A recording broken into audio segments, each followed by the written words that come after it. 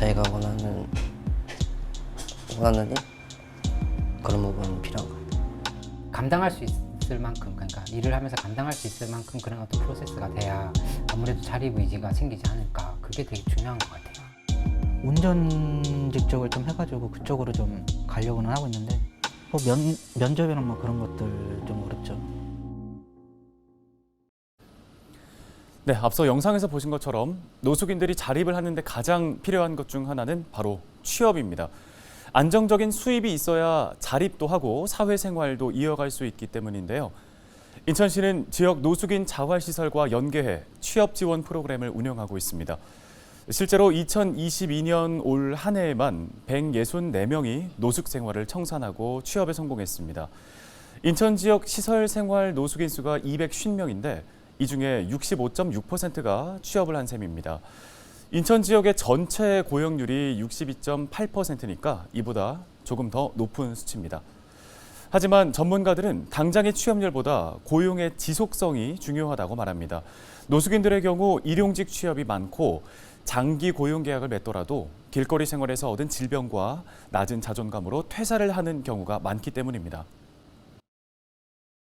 이걸 너무 기능적으로 접근을 하면 이분들에게 일을 하기 위한 어떤 나름의 준비 이런 것들이 소홀해질 수 있고 무엇보다 본인이 이것을 유지하고 또 자기가 좀 더 원하는 변화들을 만들어낼 수 있는 내적인 역량을 갖추는 것도 같이 가야 된다 이런 생각을 하고 있습니다.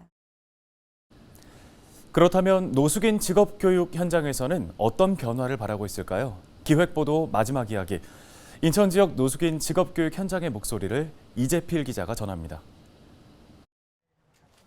우선 노숙인 직업훈련 프로그램의 폭을 넓혀야 한다는 목소리가 높습니다. 현재 인천시는 직업훈련 프로그램과 자격증 취득 프로그램을 운영 중에 있습니다. 하지만 일용직과 손세차 등 직업군이 제한적입니다. 자격증 취득 프로그램 역시 운전면허증과 중장비 기능사, 바리스타 등 선택의 폭이 넓지 않습니다. 노숙인들을 일용직이 아닌 장기 근로로 이끌기 위해서는 직업을 보다 폭넓게 선택할 수 있도록 교육 프로그램을 확대해야 한다는 겁니다. 이렇게 다양한 적성이 있는데 몇 가지만으로 이렇게 교육을 통해서는 이분들이 잘을 할 수는 없는 거고요. 바리스타 같은 경우에는 젊은 사람들이 이미 관심 많은 사람들이 뛰어들고 있습니다. 이분들이 밑바닥부터 따라가기에는 너무나 어려운 거죠. 다양한 이렇게 평생교육원 그런 학교, 평생교육 학교 같은 것을 통해서 이분들이 적성을 찾아가는 그런 교육장이 마련이 되었으면 좋겠습니다. 아쉬운 점은 또 있습니다. 최근 카페에서 직업교육을 시작한 김소민 씨. 3개월 후면 이곳을 떠나야 합니다. 교육 프로그램 기간이 3개월이기 때문입니다. 3개월 동안 자격증을 따고 이후에는 이 경력을 바탕으로 다른 카페에 취업을 할 수 있을지는 의문입니다. 지금 커피 분야는 잘 모르니까 답답하기도 하고 좀 막막하기도 하죠. 3개월 뒤에는 또 다른 데 어디 가야 되나. 인천시에서 운영 중인 노숙인 직업훈련 프로그램의 기간은 짧게는 3개월, 길게는 6개월입니다. 건강 문제와 심리적 불안감으로 적응에 시간을 필요로 하는 노숙인이 직업교육을 마치기에는 턱없이 짧은 시간이라고 전문가들은 지적합니다. 실제로 2022년 취업 프로그램에 참여한 노숙인은 201명인데 자격증을 취득한 노숙인은 16명에 불과합니다. 그런 안정적으로 일이 배일 수 있도록 그런 어떤 시스템을 구축하는 것이 무엇보다 필요하다고 봅니다. 이런 사회적 기업을 자꾸 세워서 이곳에서 일할 수 있도록 그렇게 협력을 해주시는 것이 굉장히 중요하다고 봅니다.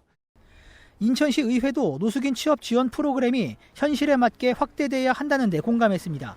유경희 인천시 의회 문화복지위원회 부위원장은 인천시의 노숙인 취업 지원 프로그램을 살펴보는 한편 조례 등을 통해 이를 보완하고 확대해 나가겠다고 약속했습니다. 조례를 만드는 사람이니까 노숙인 지원에 관련된 조례를 한번 살펴보도록 할 거고요. 또 취업하면 또 고용노동부잖아요. 고용노동부와 혹시 연계돼서 조금 더 전문적인 자격증을 따거나 훈련을 받을 수 있는 프로그램이 있지는 않을까, 그 연계 방안을 한번 찾아보도록. 거리를 떠나 사회로 복귀하는 사람들. 현장에서 만난 이들은 하나같이 새 삶을 살길 희망했습니다. 하지만 어려운 과정이기 때문에 인천시를 포함한 지역 사회의 도움이 절실한데요. 일어서려는 노숙인들에게는 작은 관심이 큰 힘이 됩니다. 헬로티비 뉴스 이재필입니다.